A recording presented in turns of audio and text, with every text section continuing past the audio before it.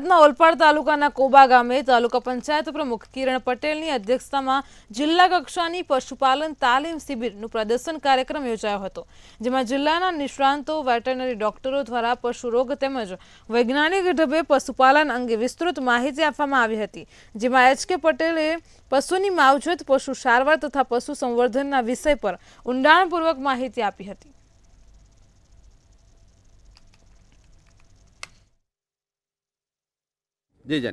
આજ રોજ કોબા દૂધ મંડળીમાં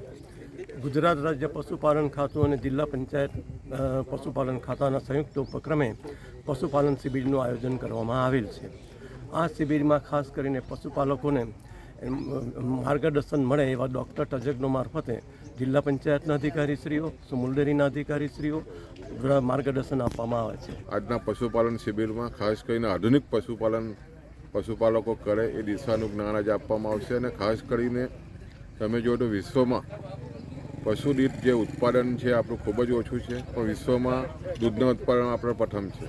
આવનારા દિવસોમાં વિજ્ઞાનનો ઉપયોગ થાય અને આધુનિક પશુપાલનમાં દૂધનું ઉત્પાદન વધે અને આવનારા દિવસોમાં તમે જો તો વિશ્વમાં જે દૂધનું ઉત્પાદન થાય છે લગભગ 23% દૂધ આપણા ભારત દેશમાં થાય છે અને 2030માં લગભગ એ 30% થવાનું